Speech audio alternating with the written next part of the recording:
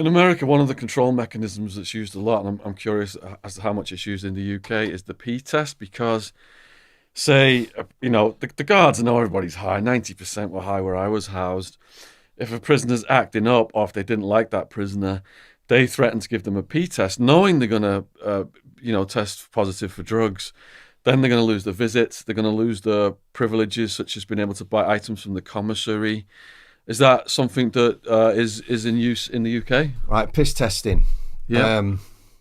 We had at Forest Bank and Strangeways MDT mandatory drug testing. So we had a team of individuals at both prisons who were trained to take piss tests. A lot of paperwork involved. You've got sort of, what's the word I'm looking for? There's a chain of evidence. So if you take a piss test, it's all got to be signed and dated and dotted, and there's a chain of evidence. That is dictated to by the prison system, both at Forest Bank and Strangeways. MDT might have to do 80, for instance, random tests a month, which is literally a random test. They'll get a list produced, and then they've got 4 weeks to test them prisoners. Yeah. We used to have suspicion. You could fill a form in for suspicion. So if there's 2 clowns on the wing, being dickheads and that, and you can stink weed, you might well put a report in for a suspicion test, and the MDT, if they've got time, might well come and test them. As far as punishment goes, back in the day, I hate that, but in years gone past, prison governors could add extra days. So if you got, say, a positive test for cannabis or grass or weed, does that cover the American market? Yeah.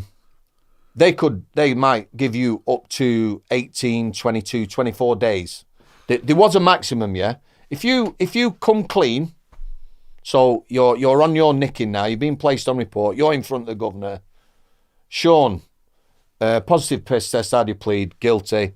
I had a joint, gov, I'm sorry. You might get 7 days. You might get 3 days. You might not get any added days. You might get commissary, canteen over here, where they can buy food and products, toiletries. Is that what we're talking, commissary, canteen? Yeah. Yeah. So you might lose that.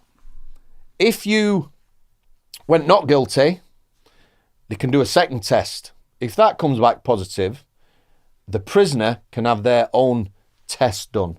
They can pay through their solicitor and have their own test done, a third test, which goes to a specific laboratory, obviously. They don't get the solicitor and say, go away and test this. So if you played that out, now people might play it out because they're out in 8 weeks, and it might take 12 weeks to do all 3 tests.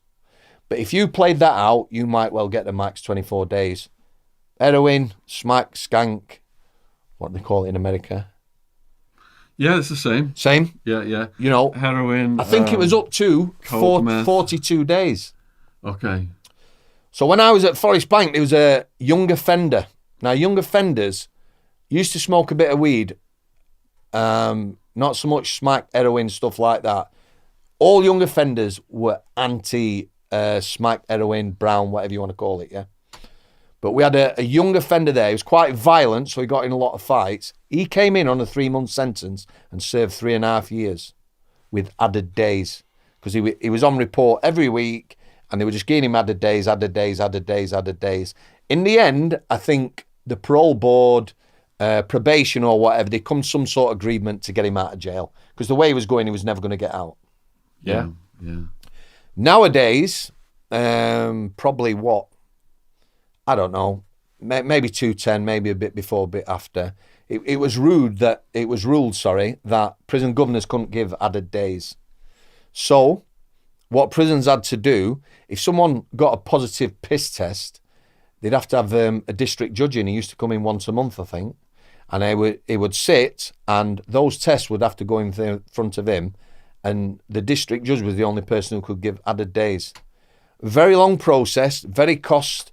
Every prisoner would get a barrister in or a member of his legal team, cost the prison service thousands. And for the actual amount of people who were getting punished, you've got to look at it and think, is it worth it? Yeah. I've been in prisons where there was a black market in piss that was drug-free.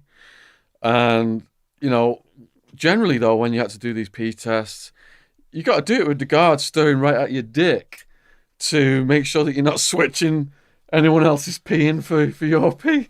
Is that the same here? Yeah, well, I did a bit of MDT before I left Strange Ways. Similar sort of thing. Strip search. You know, you check there's no glove attached to the bollocks so they can squirt it in. Yeah. Lots of different ways of doing it, and people will still try it on. You're watching them. It's got to be quite a clinical process. Yeah. I will actually know one story on this subject. Yeah. So we had an officer who I worked with at Forest Bank who eventually got 7 years for bringing heroin, smack, skank, whatever you want to call it, into the prison.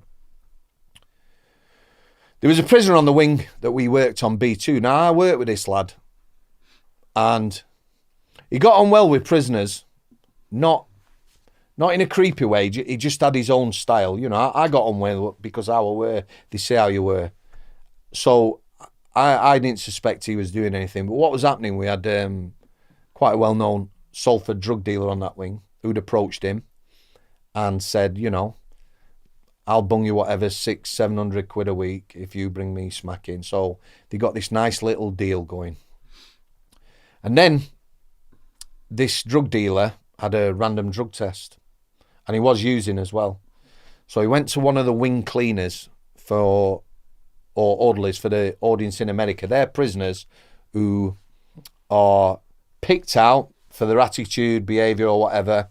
They get a set of green trousers, a pair of work boots, a light blue shirt. They get paid weekly, and they will work on a wing, sweeping, mopping, cleaning the showers. Like trustees. Trustees, yeah, that sort of thing, yeah. Trusted to work. So he went to one of these for a sample of piss, and I don't know how he delivered it. He did deliver it, but he obviously paid him because he was using. What the drug dealer didn't know was that the cleaner was also using. So he bought a sample of piss and used it. So when it come back positive, he went absolutely bananas on the wing.